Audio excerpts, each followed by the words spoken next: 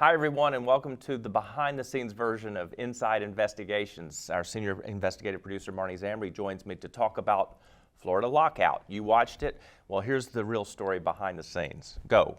Well, you say go. I can't put it in a thumbnail because this, even though this takes place down in Florida, it really began here in Georgia, and it took us about a year and a half to unwind the string. So let me tell the 60-second You tell version. it. Okay, so we come across a kid who is 19 years old. He's driving his employer's truck. He locks his keys in his car. He panics, looks at his cell phone, calls the first company that he Googles. And that company comes out and they tell him it's going to be $30 to unlock his car. They arrive on the scene and suddenly it's $260 to unlock the car. He panics, he pays the bill, he goes home and he tells Mom. Mom calls Inside Investigations, and we start setting this company up. We start surveilling them to see if they're doing this as a practice. Number one, we find out, yes, indeed, they're doing it as a practice. But number two, one of our producers uncovers a lawsuit from 4 years earlier where when the victim was confronted with a higher bill, that victim said, I don't have that kind of money. The locksmith suggested that he go to his local ATM and withdraw the money. The victim gets in his car. He leaves the parking lot. It turns into a chase. The locksmith is chasing the victim down a road. The locksmith and the victim are close together. The locksmith loses control of his car, and he goes up on the side of a hill and hits and kills 2 girls. We find this lawsuit and we realize, Marnie, we have maybe the biggest story of our careers in terms of impact. Because not only did this locksmith and locksmith company kill 2 girls, but they continued the practice of bait and switch and overcharging people for years after they should have been discovered then. Yeah. So when we got up with it, when we caught up with this story, we started to show the pattern again that they were continuing to do this, and we took it to the Georgia Department of Justice and presented it to him and say, how can this guy continue to practice this business and continue to do this business when these 2 girls were killed as a result of his business practices? The good news is that the Georgia Attorney General investigated and found Gabriel Yagal Amram in violation of the Georgia Fair Business Practices Act and fined him $328,000. You might be off or on. Off 10,000 or so. But it was a significant fine. And forced him to shut down. He did shut down. Good news, no. not so fast. No. And this is the craziness. So we found that he just went south. He left Georgia, went to Florida, paid $125 for a business license, and started the same business down in Sarasota, Florida, where he was a locksmith again. He did not pay the fine that was levied against him in the state of Georgia, and he was doing this again. Same operation. He had a boiler room where they would take calls and they would field it out to all these different locksmiths that would unlock cars. What we did find, because then we decided we're going to go down there and we're going to confront him again, because he basically got away without ever paying the fine. And as a result, there were 2 people that were sitting in jail and 2 young girls that were dead. Okay, so let me catch you up on that. When this was going on in Georgia, the locksmith and the victim had to stand trial because both were charged with vehicular homicide. The locksmith testified against the victim, and that's why the victim wound up getting convicted.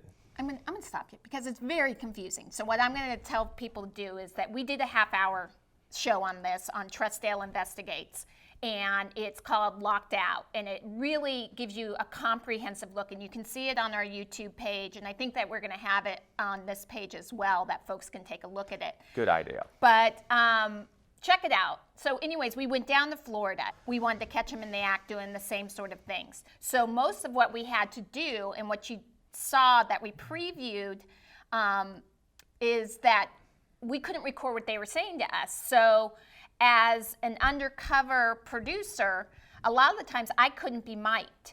Normally, we can be mic'd, you can hear what's going on, the photographer can hear what's going on some 20 feet away, he can come to help me if I need help, but in this particular piece of video that we showed and that you see here, nobody could hear what was going on, and I had called the locksmith, and little did I know that it was going to be the same locksmith that we had called earlier in the day. He came, that was our first red flag. But less than 5 minutes after I got there, at the corner of my eye, I see Gabriel Yagel Amram. Yeah, I see him. And I had already been down there once, and he had unlocked my car probably a month prior. And here he was again, and I'm sitting in the driver's seat. At this time, you'll see I put my hair back up in the hat because I think, oh gosh, he's going to know who I am because he unlocked my car before. Second of all, I realized that the hat I'm wearing is the same hat our other producer was wearing earlier in the day. 2 hours previous.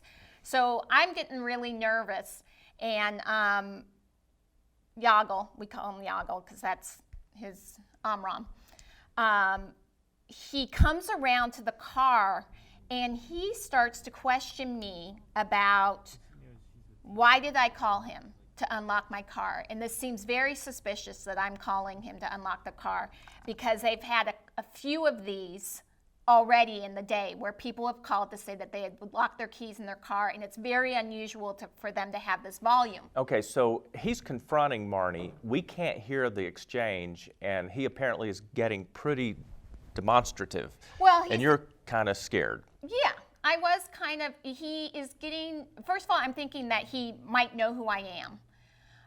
Secondly, he is getting kind of aggressive with me, saying, I don't believe that your car was locked. We think that our competition is doing surveillance on us, and what he's insinuating is that I'm part of that. Well, of course I wasn't part of his competition, but we were surveilling him. And he's getting in my face and getting really aggressive, and he's showing me paperwork that shows that the prices that they charge for a lockout are fair in the state of Florida. You know, he could see that he was making me anxious, but he didn't know why he was making me anxious. So I tried to take myself out of that situation and think, if I was a customer and this guy is in my face, getting in my car, these two big guys, what would I do? And so at some point, because you guys didn't know what was going on, I had sent you a text that said, something's not right. But instead of you guys coming to help me, you just kept rolling. Because you're a professional. Yeah. And I mean, what did you want me to do? But I finally said to him, I go, you know, you're really making me nervous. You're making me uncomfortable. And that's when he started to back off because he realized, well, maybe this is a customer and she's going to write a bad review saying that I was threatening her. So to wrap up, here's the problem. He was able to go across the state line and hang out a shingle and start doing the same practice again without anyone stopping him. Here's what we discovered down in Sarasota. None of the local authorities would lift a finger to do anything. They wouldn't even go on camera with us to discuss it. They're all petrified of being seen as being in favor of regulation. And so because they're petrified of being seen as in favor of regulation, they'll let this shark operate with impunity. And so your only defense is to see this story because he's doing it today as far as we know. As far as we know. And his colleagues. Yeah. So, and just, that's a microcosm. It goes on around the whole United States. Yeah, so I'm glad you were able to watch this story, but be sure to check out Lethal Lockout because you'll learn from it and share it with your friends. Thank you, Marnie. I'm glad you're still here with us, and we'll see you guys next time.